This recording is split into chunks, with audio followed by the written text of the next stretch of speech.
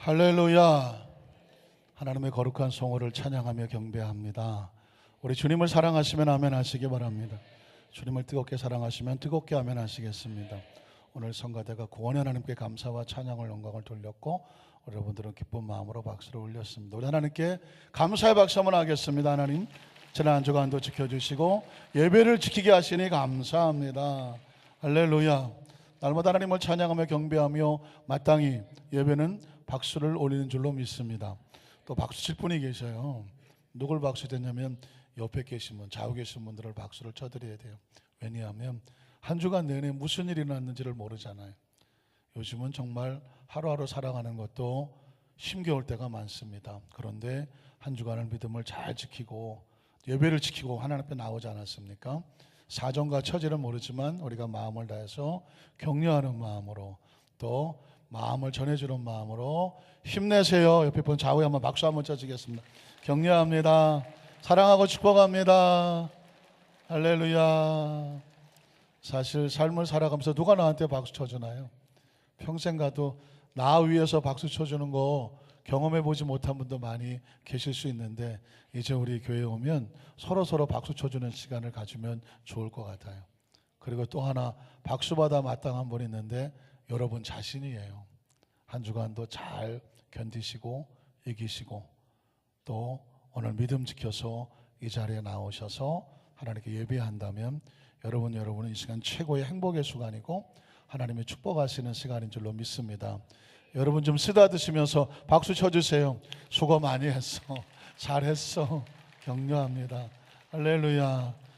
우리 안수 집사님 기가 막힌 박수. 이거 킹콩하고 조금 비슷하긴 하지만 이것도 좋아요. 자꾸 가슴 쳐주면서 잘했어. 힘들었지? 잘 이겨냈어.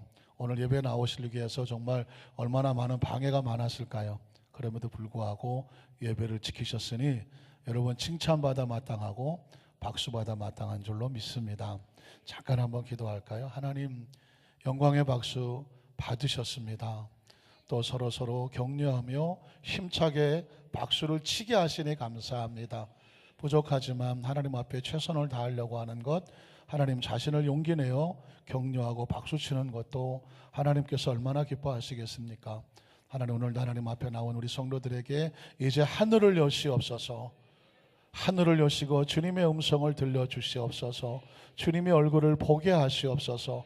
말씀 통하 우리 성도들 마음에 위로와 소망이 임하게 도와주시고 특별히 이 성전에 예수님의 보혈이 차고 넘치게 하여 주셔서 머리부터 발끝까지 예수의 피를 덮어주시옵시고 악하고 더러운 거 일절 틈타지 못하도록 주의 성령께서 성별하고 구별하여 주시옵소서. 오늘 말씀 듣는 가운데 치료의 역사가 나타나고 말씀 듣는 가운데 성령의 감동의 역사가 나타나고 말씀을 듣는 가운데 성령님의 위로와 소망이 나타나고 말씀 듣는 가운데 용기와 열정이 되살아나게 도와주시옵시고 말씀을 듣는 가운데 하나님께서 축복의 문이 활짝 열림을 알게 하여 주시옵소서. 예수님 이름으로 간절히 축복하고 기도드리옵나이다. 아멘. 혹시 우리 교회 별명을 아시나요? 한번 다 아실까요? 우리 교회는 잘 되는 교회입니다. 영혼이 잘 됩니다. 범사가 잘 됩니다. 강건함으로 충만합니다. 누구 뜻일까요? 하나님의 뜻입니다. 사랑하는 자여 내 영혼이 잘 될지어다. 범사가 형통할지어다. 생명을 때 풍성이 얻게 될지어다. 성경에 보면 하나님께서 자기 백성들을 이토록 사랑하셔서 이 땅에 사시는 동안 잘 되셔야 돼요. 그리고 천국에도 잘 되셔서 가셔야 됩니다. 뭘 많이 가져 잘 되는 것이 아니라 하는 길마다 하나님께서 함께 하셔서 아름다운 열매 맺게 하시기를 주님의 이름으로 축복합니다. 한번 따라 하실까요? 하나님의 이름으로 신앙을 무장하라. 신앙을 무장하라. 이런 제목으로 말씀 은혜를 나누기 원합니다. 여러분 제가 이런 질문하면 갑자기 곤혹스러워지지만 저는 상당히 재밌습니다. 여러분 혹시 지난주일 설교 제목을 기억하십니까? 늘 뻔한 얘기 같은데 불구하고 생각이 날듯말듯합니다. 그러나 여러분 전혀 걱정하실 필요가 없어요. 워낙 한 주간 내내 어떤 별의별 일이 얼마나 많았겠습니까? 힌트, 춘자라는 이름을 기억하십니까? 춘자. 기억나시죠? 제가 서두에 이름을 하나 이렇게 선포하는 이유는 뭐냐면 정말 자기 이름조차 이렇게 자신 있게 말하지 못하던 한 춘자 지역자님께서 춘자는 절대로 촌스러운 이름이 아니다. 스프링! 생명이 돋아나는, 생명을 살리는 축복의 이름이다. 영적으로 해석을 바꿔줬을 뿐입니다. 그런데 그 지역자님이 그의 전도왕이 됐잖아요. 여러분, 사람이라고 하는 것은 자기를 어떻게 생각하느냐, 셀프 이미지네이션, 자화상이라고 말하죠. 내 스스로 나를 어떻게 생각하느냐, 다른 사람이 나를 어떻게 불러주느냐, 그 마음속의 정체성과 인식이 굉장히 우리의 운명과 팔자를 바꿔놓는 것을 볼 수가 있습니다. 문제는 밖에 있지 않습니다. 문제는 내 안에 있습니다. 그래서 예수님께서 우리를 하나님의 자녀 삼아주면 영접하는 자, 곧 그림을 믿는 자들에게는 이제 세상의 자녀가 아니라 누구의 자녀다?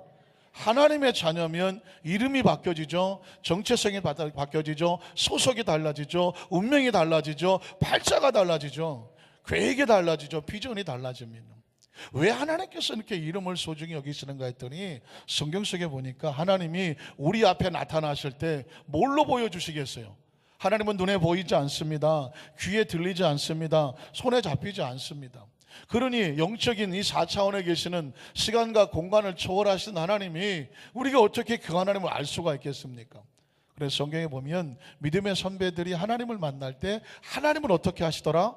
자기 이름을 선포하시더라고요. 하나님께서 이름을 선포하시면 그 이름 속에 하나님의 속성이 담겨져 있어요. 하나님의 능력이 담겨져 있고요. 하나님의 계획이 담겨져 있어요. 근데 그분의 이름을 들으면 아하, 하나님은 이런 분이구나.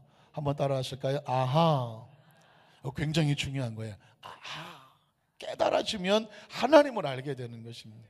우리는 성경 속에서 보여주시는, 들려주시는 하나님의 음성, 하나님의 이름을 한번 살펴보면서 우리가 새벽 때 우리의 신앙을 무장했으면 좋겠습니다. 우린 첫 번째로 이런 하나님을 기억하셔야 됩니다. 한번 따라 하실까요? 전능하신 하나님, 전능하신 하나님, 엘샤다이, 엘샤다이.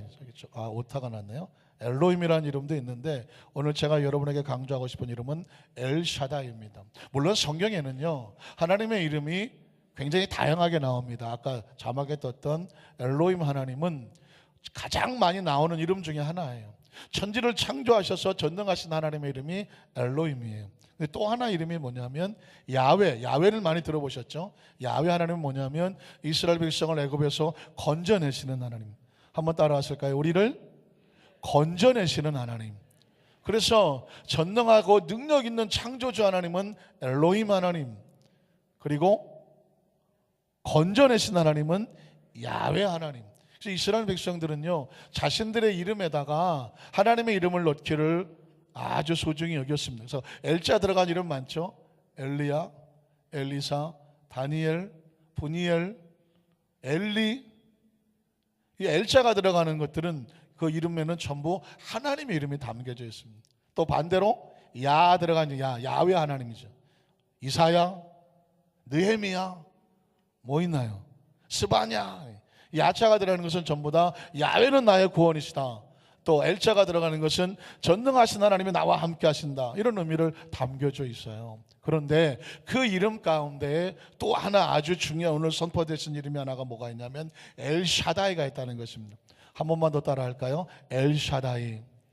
자, 오늘 창세기 17장 1절에 보면 하나님께서 99세 된 아브라함에게 이런 모습으로 등장을 하십니다. 아브라함이 99세, 나이가 99세예요.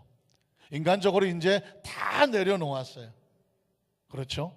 다 내려놔서 어디 가실 것만 기다리면 돼요? 천국 갈 것만 기다리면 되는, 인간적으로 볼 때는 아무런 힘이 없는 상태예요. 그런데 그 힘이 없는 아브라함에게 하나님이 나타나시는데 어떤 모습으로 나타나냐면 야훼께서 아브라함에게 나타나서 그에게 이르시되 뭐라고 말씀하셨을까요? 나는 누구다? 나는 전능한 하나님이다. 여기서 말하는 전능한 하나님이 뭐냐면 엘샤다이 하는 것입니다. 나는 전능한 하나님, 전능한 하나님이라. 그러므로 너는 비록 99세가 돼서 힘이 없고 나약하고 희망도 없어 보이고 꿈도 없어 보이고 열정도 사그러져 가고 뭘 세상에서 할 수 있을지 모른다는 그냥 처절한 절망에 무너져 있지 말고 너는 내 앞에서 행하여 완전하라. 완전하는 뭐냐면 전능한 하나님과 함께 새로운 꿈을 꿔라. 새로운 비전을 가져라. 새로운 것을 도전하라. 믿으십니까? 이게 우리에게 나타나시고 아브라함에 나타나시는 엘샤다이, 전능하신 하나님입니다. 자, 제가 좀 더 이름을 말씀을 드리면 엘샤다이라고 하는 말은 어떤 분에게는 처음 들어본 말이고 어떤 분에게는 어디 성경대학 이런 데서 배워온 이름이긴 하는데, 전능하다는 뜻이 뭘까요? 두 가지 의미가 있습니다. 두 가지 의미가 있는데, 첫 번째는 뭐냐면 엘샤다이의 전능하다는 얘기는 이 세상 아니 어떤 것과 비교할 수 없는 가장 완전하고 완벽한 능력의 소유자, 이게 전능하신 하나님이에요.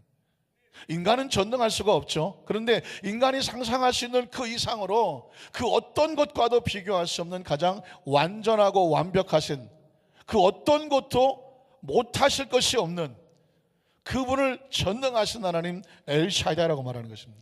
그 하나님이 우리 하나님이 되어진다면 나의 삶 속에 그 어떤 불가능도 우리가 생각하는 절대 그럴 일이 일어날까?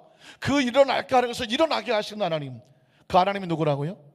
엘샤다이, 전능하신 하나님이에요. 여기까지는 아시겠죠? 그런데 그 전능하다는 단어 속에는 또 중요한 단어가 하나 있습니다.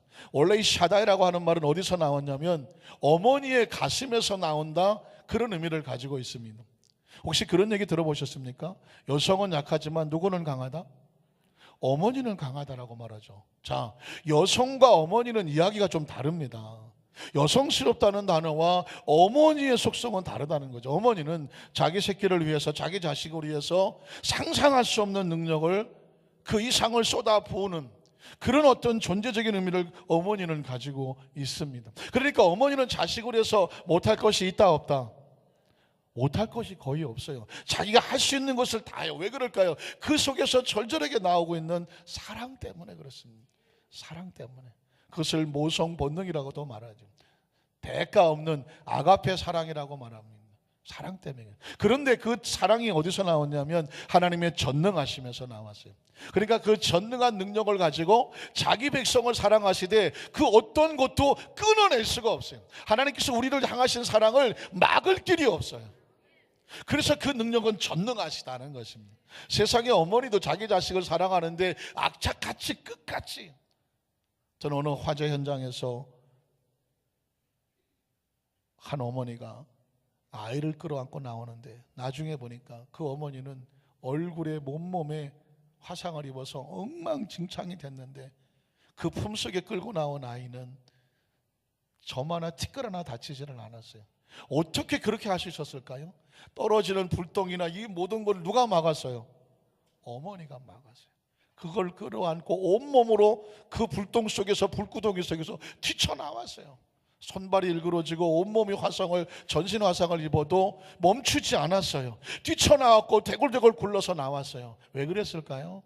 자기 자식을 절대 화상 하나 남기지 않으려고 자기 몸을 희생했어요. 이건 사랑이 이전에 놀라운 능력이, 이걸 누가 막겠어요? 못 막는 거예요. 하나님이 자기 백성을 사랑하시는 마음은 그 이상으로 초월되는 거예요. 그 하나님의 사랑의 능력을 막을 수 있다 없다? 막을 수 없기 때문에 그 막을 수 없는 하나님의 사랑을 엘샤다이, 전능하신 하나님이라고 말하는 것입니다. 성경의 예를 들어보면 누가복음 15장에 보면 탕자의 비유가 나오죠. 탕자의 비유. 탕자의 비유를 보면 아시는 것처럼 아버지의 재산을 가지고 먼 이방에 가서 자기 몸대로 다 써버리고 이제는 알거지가 되고 돼지를 치는 돼지치기로 전락해버려서 인간적으로 볼 때는 도덕적, 윤리적, 경제적, 능력적 그 어떤 것도 희망이 없는 처절하게 무너져버린 그 아들. 그런데 그 아들이 만약에 집으로 돌아온다면 아버지에게는 두 가지 능력이 있어야 돼요. 하나는 뭐냐면 이 쳐 죽일 놈을 사랑할 수 있는 능력이 있어야 돼요. 여러분, 사랑도 능력입니다. 한번 따라 하실까요? 사랑도 능력이다. 이게 용서가 되는 사람이 있고 용서가 안 되는 사람도 있어요. 그러니까 이 자식을 용서하려면 뭐가 있어야 돼요? 사랑의 능력이 있어야 돼요.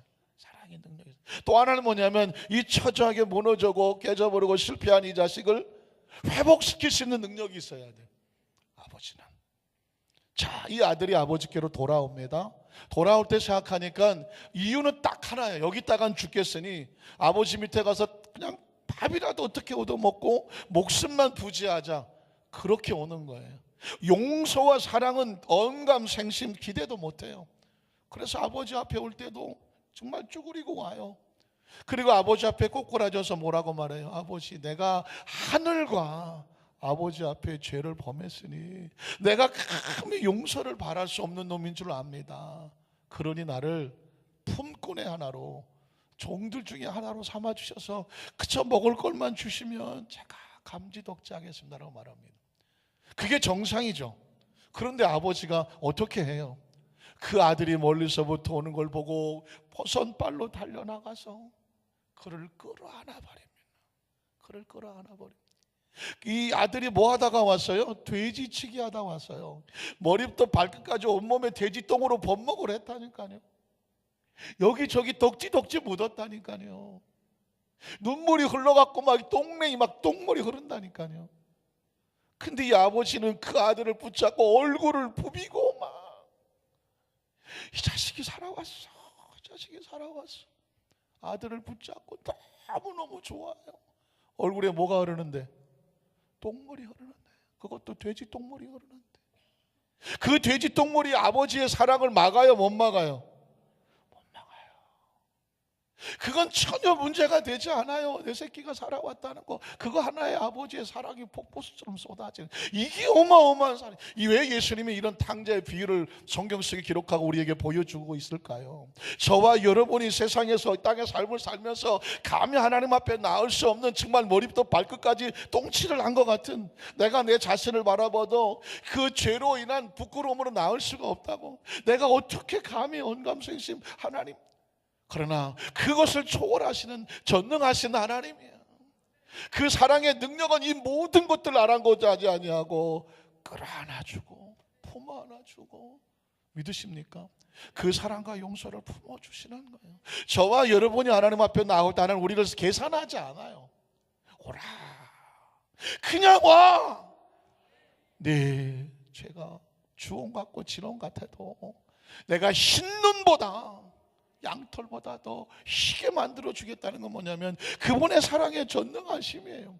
오늘 저와 여러분 하나님 앞에 나올 때에 단 1%의 마음속에, 단 1%의 마음속에 죄책감이라든가, 아니야 나는 하나님 앞에 용서받을 수 없는 놈이야, 아유 그럴 자격이 없어, 혹시라도 그런 자책감, 여러분 이건 하나님의 전능하신 사랑을 정면으로 도전하는 것입니다. 그 모든 것이 하나님 앞에 내려놓을 때 깨끗이 씻김 받는 사랑의 정복 당하시기를 주님의 이름으로 축원합니다. 물론 버릇 없이 굴면 안 되겠죠. 아이 하나님이 날 다 용서했는데 이 정도쯤이야, 혹시라도 하나님 앞에 계산해서도 안 되겠죠.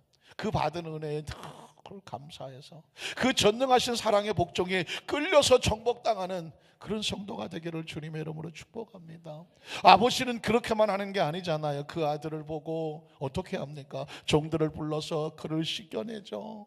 그리고 가장 좋은 옷을 입혀주죠. 그 좋은 신발을 신겨주죠. 자기 반지를 뽑아서 아들의 손에 끼워주죠. 이 반지는 권위를 상징하는 거예요. 권세를 상징하는 거예요. 소속을 상징하는 거예요. 이 자식은 비록 이러고 돌아왔지만 더 이상 돼지치기가 아니다, 종들 중에 하나가 아니다, 내 아들이다 라는 거예요. 내 아들. 세상에 손대지 마라, 함부로 대하지 마라, 함부로 취급하지 마라. 살았다, 죽었다, 살아난 내 아들, 잃었다 다시 찾은 내 아들이다. 내가 송아지 비싼 거를 잡아서 잔치를 벌이더라도 아깝지 않다는 것입니다. 하나님께서 저와 여러분에게 부어주시는 것에 대해서 계산하지 아니하시는 걸 아십니까? 하나님께서 우리에게 부어주시는 축복에 대해서 아까워하지 아니하시는 것을 아십니까? 그게 하나님의 사랑인 거예요. 오늘 저와 여러분, 우리가 예수 믿고 하나님의 자녀가 되어지면 하나님은 자기 자녀를 향한 원래 가지고 있던 꿈과 계획을 하나님께서 반드시 이루어내기를 원하셔요. 믿으십니까? 그걸 기대하셔야 돼요. 내가 뭘 잘하고 어쩌고 뭐 해야 되는 노력도 있겠지만 그것은 삶의 열매와 같지만 근본적으로 하나님은 자기 백성의 소속을 회복을 시켜주어요. 권위를 회복을 시켜주셔요. 이제는 하나님의 자녀가 되었어요. 마귀의 정죄와 참소를 받지 않아요. 마귀를 쳐서 물리칠 수가 있어요. 기도의 권세를 받았어요. 믿으십니까?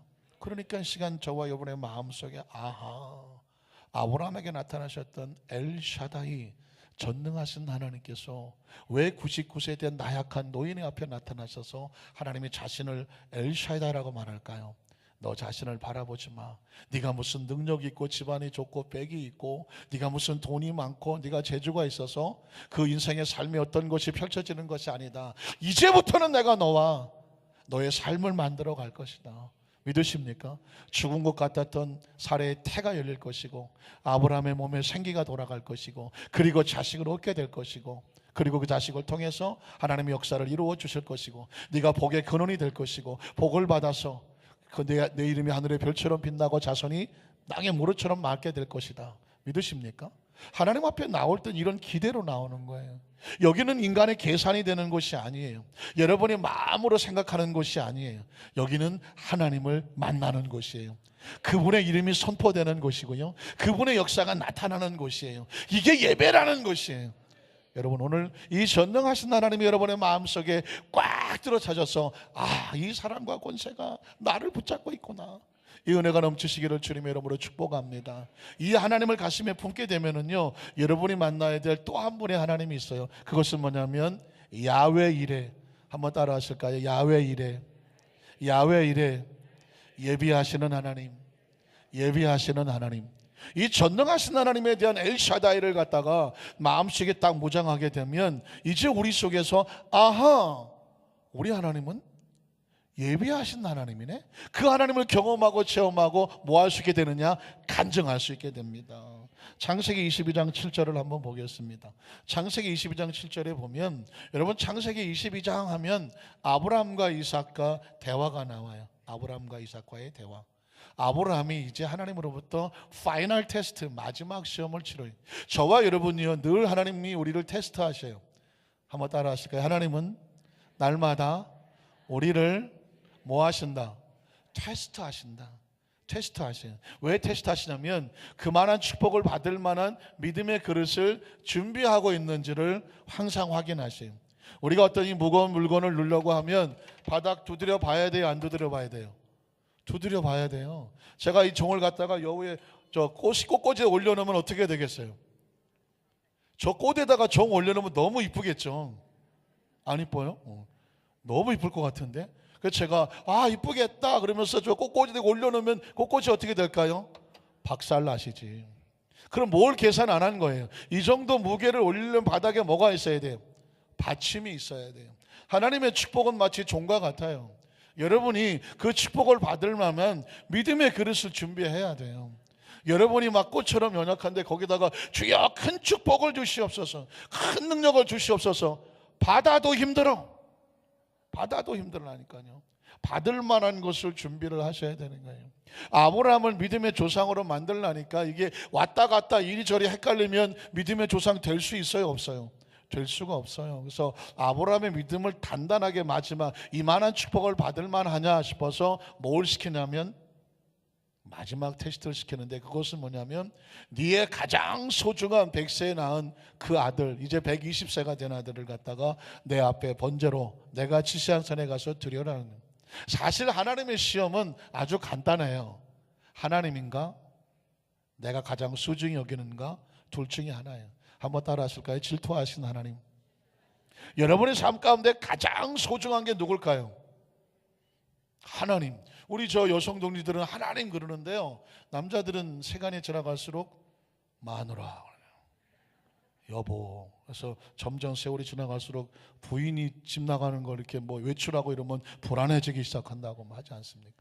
그리고 뭐 곰국 끓이고 그러면 막 경기를 일으키고 뭐 이게 또 어디 가시나 막, 그래서 막 졸졸졸 따르고 뭐 이사 갈 때 이렇게 보면은 트럭에 앞자리에 꼭 타고 있다고 그런다. 왜 그럴까요? 버리고 갈까봐 뭐 그런다, 뭐 그런 조커도 있습니다만, 어쨌든 간에 사람은 각자 마음속에 소중히 여기는 게 있어요. 그런데 문제는 그 소중히 여기는 것보다 더 소중히 여겨야 될 분이 누구냐면 하나님인 거예요. 왜냐하면 나 야훼는 질투하는 하나님이라. 하나님 왜 질투하냐면 모든 이 존재의 근원의 공급자는 누구냐면 하나님인 거예요. 저와 여러분이 가장 소중히 여기는 그것의 공급자가 누구냐? 하나님인 거예요. 심지어 정말 눈에도 아프지 않은 내 자식, 내 손주, 죄송하지만 자식과 손주도 어디서 왔을까요? 하나님으로부터 온 거예요. 자식이 우상되면 안 되고, 물질이 우상되면 안 되고, 사업이 우상되면 안 되고, 그 어떤 것도 우상하지 말라는 거예요. 하나님의 사람은 어떤 상황 속에도 잘 살아도 하나님, 못 살아도 하나님이라는 거예요. 나이 100살에 자식을 낳았으니 이건 거의 뭐 제정신 아닙니다. 애만 모두 정신 못 차릴 거예요. 그런데 하나님께서 그래, 너 나를 위해서 네 자식을 내놓을 수 있어? 해보는 겁니다. 이게 쉬운 문제가 절대로 아니죠. 그런데 아브라함이 파이널 테스트, 마지막 시험 치를 때가 돼서 그런지 몰라도 도전을 해요. 새벽까지 일어나서 그 아들을 데리고 하나님께서 원하시는 모리아 산으로 가는 중이에요. 그 가는 도중에 거의 막바지에 왔을 때 24쯤 됐으니까 이삭의 머리가 돌아가잖아요. 이상하다는 거죠. 아무래도 아버지가 나이가 120이 되셨는데 뭐 아직도 총기가 총명하신 분인데 뭔가가 빠졌다는 거예요. 뭐가 빠졌을까요? 그래서 나오는 대화가 지금 나오는 대화입니다. 이삭이 그 아버지 아브라함에 말하여 이르되 내 아버지요 하니 그가 이르되 내 아들아 내가 여기 있노라. 자, 이삭이 이르되 불과 나무는 있거니와 아버지 암만 생각해도 있어야 될 것이 없습니다. 그게 뭐예요? 번제할 어린 양이 없다는 거예요. 혹시 내가 모르는 아버지 어떤 계획이 있으십니까? 어디 있습니까? 라고 묻습니다. 없죠 지금. 그러니까 아브라함이 8절에 뭐라고 말할까요? 아브라함이 이르되 내 아들아 번제할 어린 양은 말이야 하면서 아브라함이 덜커덕 하나님 이야기를 끄집어내요. 뭐라고 끄집어내죠? 하나님이 자기를 위해서 예비하실 거야 라고 말합니다. 아브라함이 믿는 하나님은 어떤 하나님? 엘 샤다이, 전능하신 하나님. 아브라함은 지금 엘 샤다이를 믿었기 때문에 이 이삭 앞에 이렇게 얘기할 수가 있어요. 지금 당장 재물이 없어 보이지? 나는 믿습니다 하나님. 하나님이 이삭을 나이 100살에 주었는데 하나님은 가장 소중한 것을 빼앗아 가시는 분은 아니에요. 그 아들을 요구하셨을 때는 네가 아들보다 나를 더 사랑하지 사랑을 확인하고자 하는 것이지, 저와 여러분에게 시험거리가 왔다면 그걸 뺏어가자는 것이 아니라 이것보다 너 나를 더 사랑하지, 하나님은 사랑하기를 원하는 거예요. 아브라함은 눈치를 챘어요.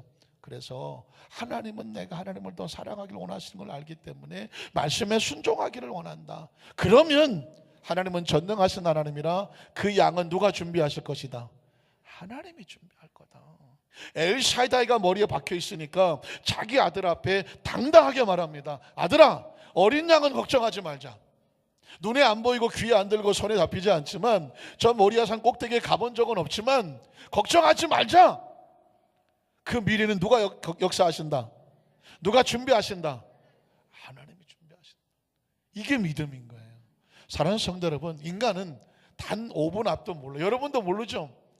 저도 몰라요. 인생은 몰라요. 그런데 살아가요. 대단하죠?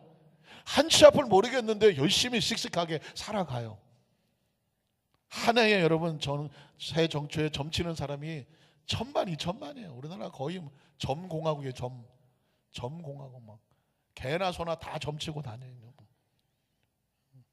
왜 그런지 아십니까? 인간은 한치 앞이 불안해서 불안하면 못 살아요.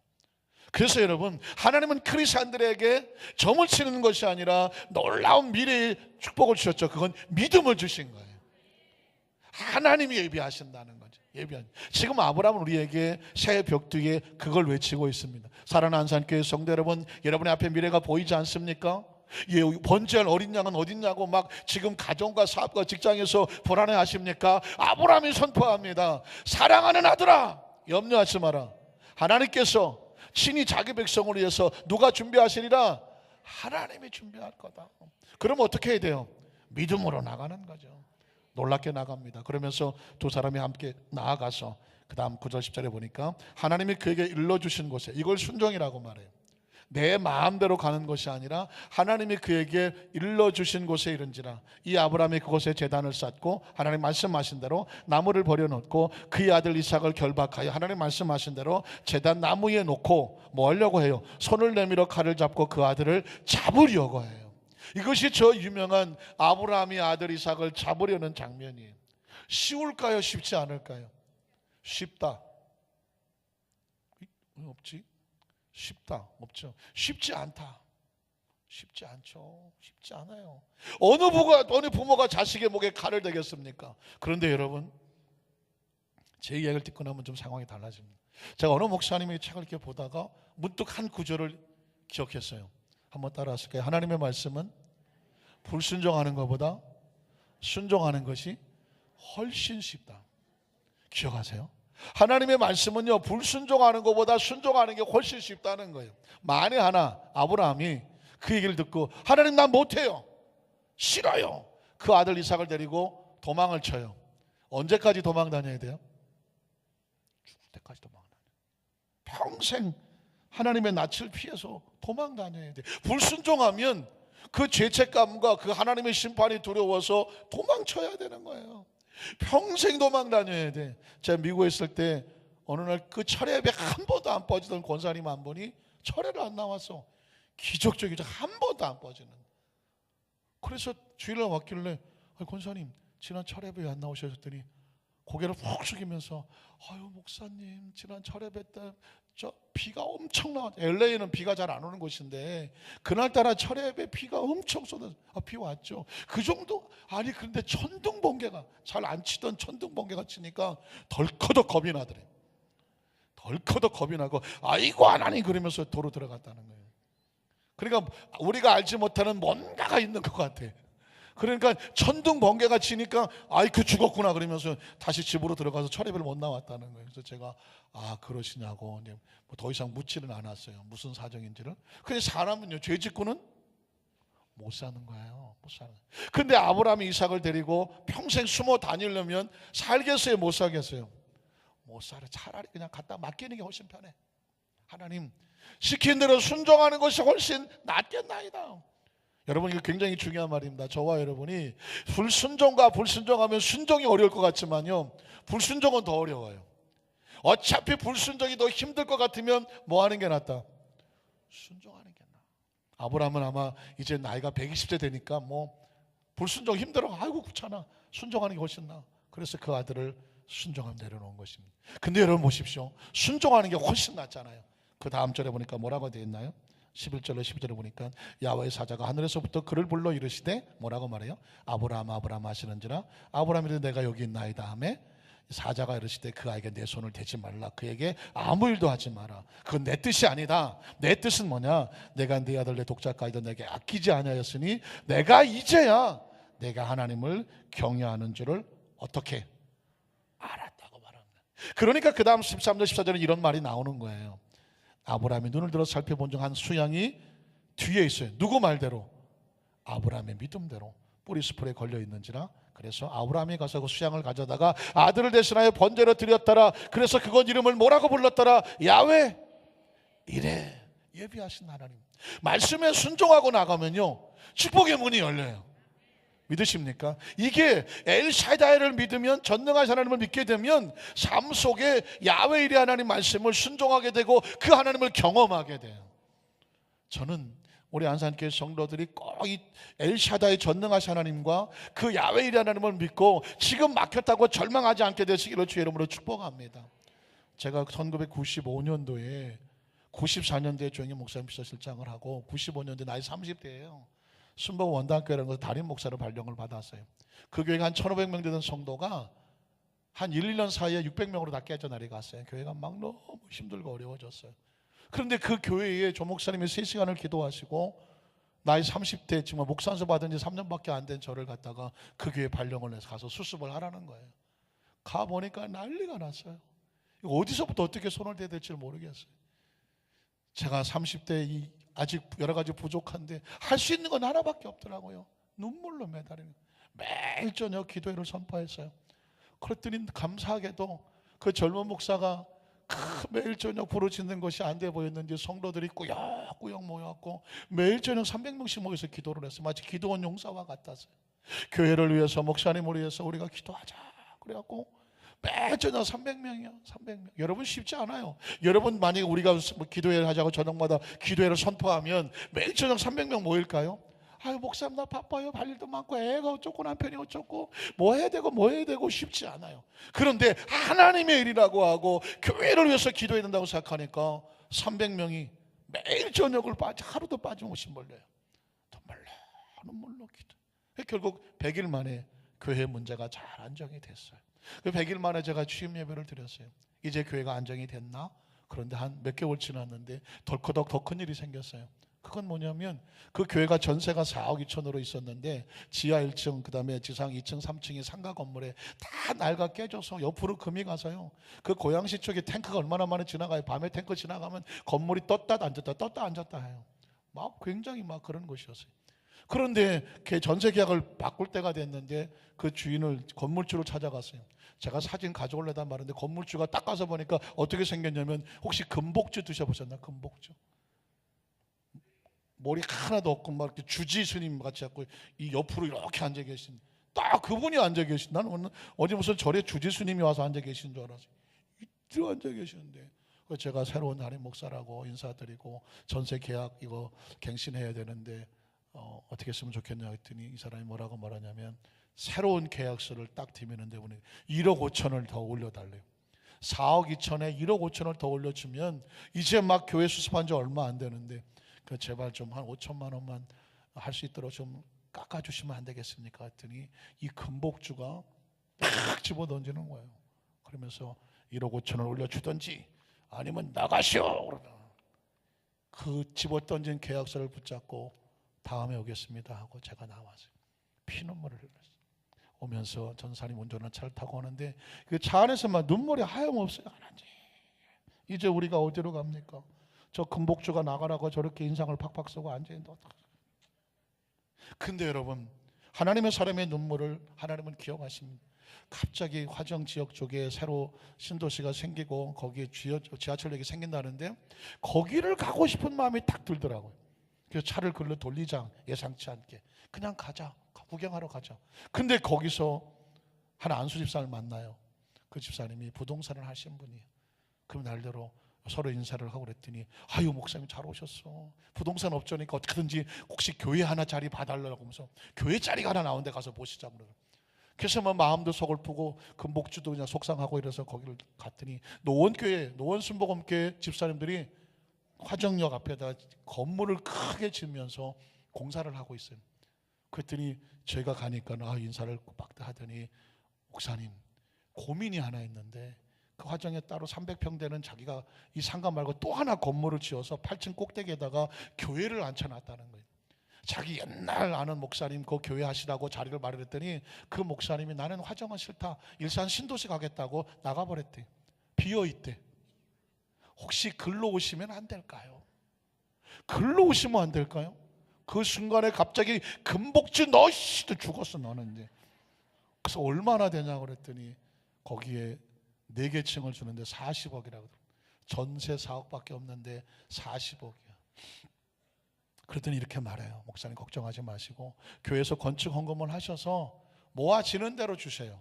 그리고 등기 다 넘겨드릴 테니까 나머지 금액은 천천히 그냥 헌금에서 나오시는 대로 부담스럽지 않게 주시면 됩니다. 세상에 그런 분이 어디 있어? 그분이 거기 딱 예비되어 있더라고. 그래서 너무 감사해서 교회 성도들에게 말했더니 성도가 난리가 났지. 당연히 가요.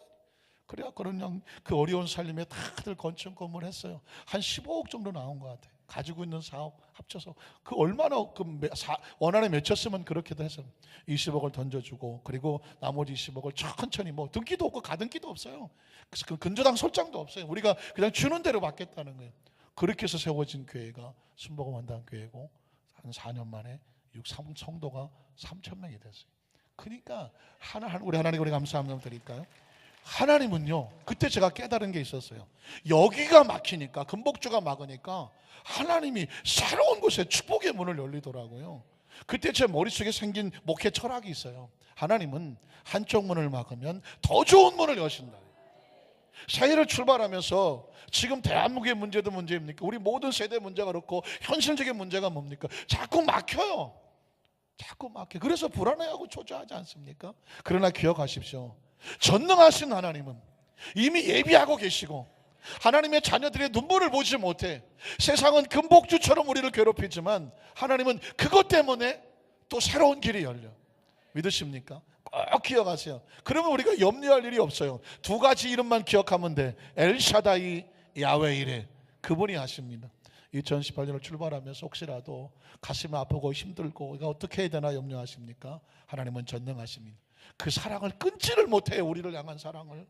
그리고 그분 앞에 우리가 말씀에 순종을 하고 기도하면 예비한 곳이 있어요. 그 야훼 일에 수양이 있다니까요. 기다리시기 바랍니다. 기대하시기 바랍니다. 기도하시기 바랍니다. 이 은혜가 넘쳐나시기를 주의 이름으로 축복합니다. 기도하겠습니다. 하나님 아버지 감사합니다.